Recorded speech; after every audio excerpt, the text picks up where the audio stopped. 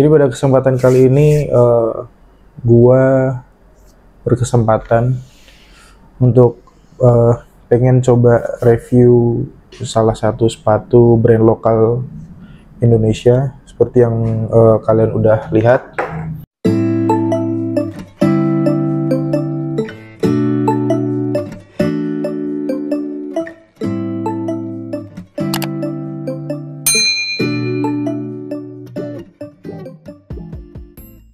Boller Blue Bibicus yang rilis pada tanggal 19 Agustus kemarin, dan gua check out di tanggal 23, masih dapat harga promo. Harga retailnya 399.000 dan gua dapat di harga 356.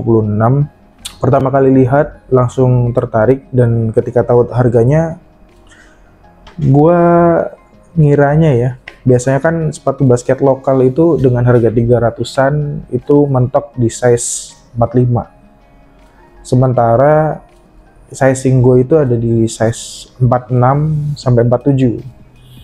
Tapi pas gue cek di official store-nya, ternyata wow, cukup kaget.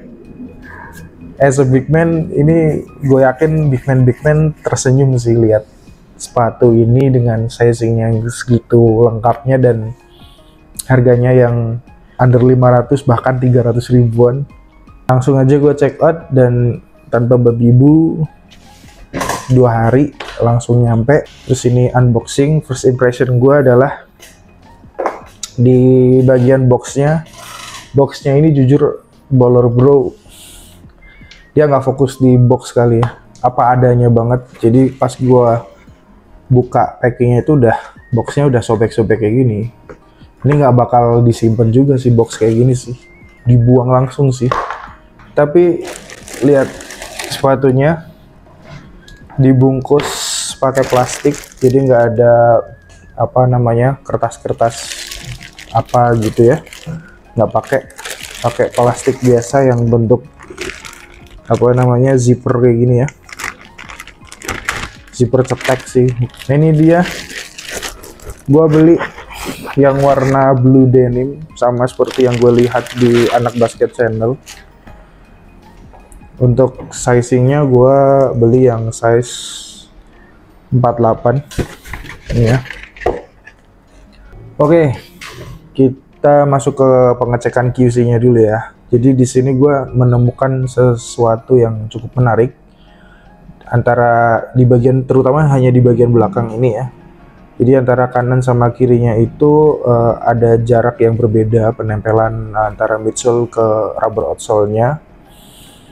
Tapi di situ aja ada agak gap, sama mungkin di bagian bawah, tapi masuknya tergolongnya minor, nggak yang gimana-gimana ya. Ini minor aja sih.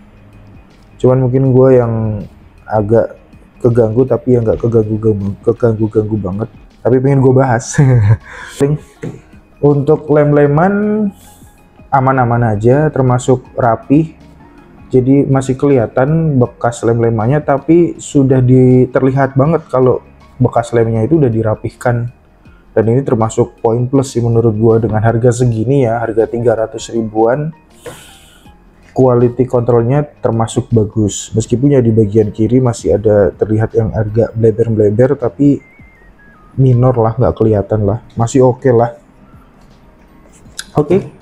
Untuk keseluruhan QC-nya cakep, lem-leman terlihat sangat-sangat aman dan cukup rapih.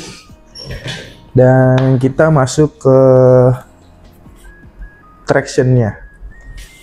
Oke, untuk pola tractionnya sendiri ini cukup tebel-tebel ya. Kalau dipencet-pencet gini tuh masih sangat keras dan terlihat dalam juga tractionnya.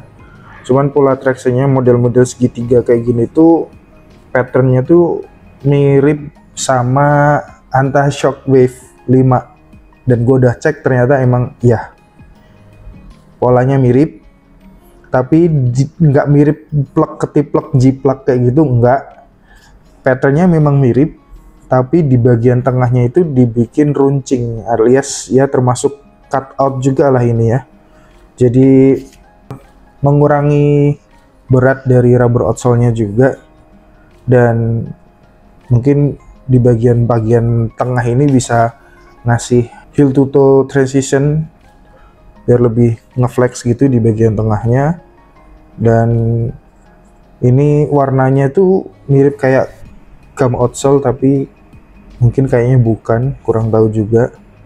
Tapi untuk pola tractionnya sih oke sih, tractionnya tebel-tebel dan kelihatannya pakem, cuman nanti bisa dibuktikan nanti ketika performance review. Kemudian untuk cushionnya ini pakai MD EVA foam. Kalau gue pencet-pencet kayak gini sih empuk sih, meskipun empuk tapi cukup stiff, jadi mungkin nggak gampang bottoms out atau bisa ngasih efek bouncy juga ketika digunakan. Terus masih di bagian midsole juga terdapat TPU plastik plate gitu yang menjalar dari bagian depan sampai belakang, ini panjang banget, dan sampai ke bagian bawah. Jadi separuh dari bagian bawahnya itu terdapat TPU plastik yang warnanya cukup menarik. Terus di bagian sininya tuh aku suka nih, karena ada agak transparannya gitu. Dan TPU plate yang besar panjang banget ini tuh ngasih efek torsional support dan lateral support yang bagus, jadi berasa rigid dan nggak gampang ngeflex. Loh sih, susah banget guys. Oh ya, gue cabut dulu, ada ininya, gue taruh dulu sini. Untuk bahan upper materialnya itu pakai mesh yang cukup rapet dan berasa tebel juga, nggak terlalu tipis tapi juga nggak yang terlalu kaku, dan nggak over stretchy juga. Dan sepertinya untuk mesh ini tuh cukup breathable ya. Kemudian sudah ada fuse overlay juga di bagian toe-nya, di bagian lacing-nya, sama di bagian belakang. Untuk di bagian belakang sini udah ada tulisan Baller Bro, which is ini udah lebih oke daripada Baller Bro BB Graffiti yang tulisan Baller Bro-nya tuh gede banget, yang menurut gua agak norak juga sih. Kalau ini masih kelihatan brand Baller Bro-nya tapi nggak yang ngegonjreng banget. Untuk material talinya udah standar sepatu basket sih. Kebanyakan sepatu basket juga banyak yang pakai tali model seperti ini yang bulat pipih gitu. Untuk pengikatannya sih sepertinya aman. Dan di lacing sistemnya itu ada 3 yang traditional punch hole, kemudian ada yang pakai strap pita nilon, dan yang dua di bagian atas tuh dikasih ring kayak gini. Tapi ini kalau dilihat dari dalam tuh nggak nyambung sampai ke bawah sih, jadi mungkin buat gaya-gayaan aja tanpa memberikan extra lockdown pada kunciannya. Untuk bagian lidah pakai bahan mesh yang sama dengan keseluruhan material uppernya. Untuk paddednya tergolong tipis, kempes ya, nggak terlalu yang istimewa tebel-tebel gimana. Kalau untuk lidah yang paddednya tipis kayak gini tuh minusnya adalah di bagian sininya tuh nekuk kayak gini. Ketika ditarik lidahnya tuh dia malah makin nekuk, sama kayak KD53 yang gua pakai juga rasanya kayak gitu. Jadi pas dipakai malah ngeganjel. Tapi yang gue cukup notice keren sih, ini di bagian lidahnya ada logo Baller Bro-nya dengan berbahan rubber dan emboss gitu. Termasuk salah satu detail yang menurut gue menarik di sepatu ini adalah logo di bagian lidahnya ini. Untuk padded colornya udah dibikin sculpted tapi sama ya, nggak yang tebel-tebel juga, tipis aja. Untuk insole-nya ini sudah ada pola patternnya kayak bentuk kaki gitu ya. Terus udah emboss juga dan tergolong empuk sih. Ini bisa ngasih ekstra soft di bagian insole. Terus udah dibikin rounded kayak gini, jadi nggak gampang bergeser-geser. Dan di dalamnya itu masih pakai traditional trouble board, jadi masih keras gitu. Cuman kalau kita terawang-terawang nih di sini, di bagian tengah-tengahnya udah ada cekungan gitu, lubang cekung gitu, kayaknya untuk ngebantu compressingnya dari midsole-nya. Dan untuk heel counternya katanya sih ada TPU heel counter, tapi masih berasa empuk guys. Tapi kalau kita raba-raba gini ada sih, ada TPU heel counternya tapi tipis-tipis aja, which is masih oke lah daripada nggak ada sama sekali ya. Jujur gue masih kaget dan nggak percaya banget sih, entah gue yang lebay atau gimana. Kaget gue yang pertama adalah gue lihat desainnya keren dan cakep banget, ada TPU plastik kayak gini yang which is kita semua tahu ini desain kekinian dari sepatu-sepatu basket sekarang. Dan kedua, kaget yang kedua adalah harganya 300 ribuan men. Come on, ini murah banget men. Dan nggak cukup dibikin kaget di situ aja sama Baller Bro, dibikin kagetnya ketika ngecek size chartnya lengkap banget. Lengkap banget dari size 35 sampai size jumbonya di 48. Meskipun 48-nya itu US-nya itu di US 12, which is itu mirip sama 46 ya. Tapi gue agak heran sih sama gimmick-gimmicknya Baller Bros. Pre-release sebelum rilis sepatu ini tuh mereka kayak bikin-bikin gambar, ngedesain sendiri, jadi kayak sketsa dari sepatu ini, seolah pengen ngasih informasi ke customernya ini pure desain dari mereka. Tapi setelah gua ulik dan gua cari tahu, ini maaf nih ya karena gua nggak di endorse mana-mana, jadi gua sengaja spill aja bahwa desain sepatu Baller Bro Baby Cruise ini mirip sama tetangga sebelah kakaknya yang udah lebih lama ya berkecimpung di dunia sepatu basket, yaitu Ardiles dengan seri Ardiles Attack yang belum rilis. Desainnya sama.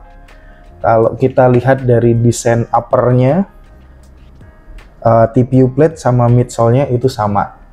Tapi untuk yang di Ardiles Attack gue kasih bocoran dikit aja. Pattern outsole-nya beda. Terus nggak dibikin runcing kayak gini. Kalau yang di Ardiles Attack dibikinnya selebar ini dengan pola traction pattern yang beda.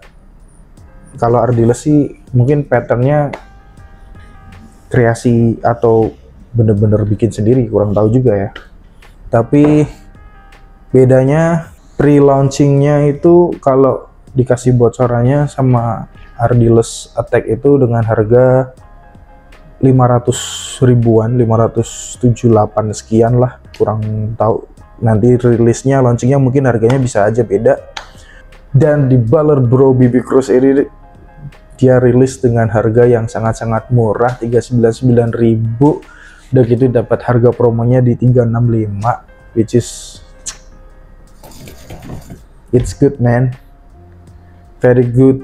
Baller Bro, appreciate it so much. Gua nggak di endorse, gua beli atas kemauan gua sendiri dan gua review berdasarkan pandangan gua pribadi tanpa intervensi manapun. Jadi kalian tergantung mau pilih yang mana, nunggu Ardiles Attack yang harganya mungkin rilis nanti sesuai dengan bocorannya 500 ribuan, atau ambil Baller Bro Baby Cruise ini dengan harga 399.000 yang gue udah sebutin ada harga promonya. Ini jujur aja nih ya, mungkin agak kepanjangan tapi jujur aja, ini bikin para big man tersenyum. Sekian aja initial review, unboxing, dan first impressionnya. Kalau kalian suka sama video ini, silahkan klik tombol like, kemudian share ke teman-teman basket kalian, Kalau kalian ada pertanyaan atau unek-unek bisa tinggalkan di kolom komentar. Support terus Edison Channel, you know what to do, subscribe ya, aktifkan tombol notifikasinya. Sekian, Adit pamit undur diri, peace out. Wassalamualaikum warahmatullahi wabarakatuh.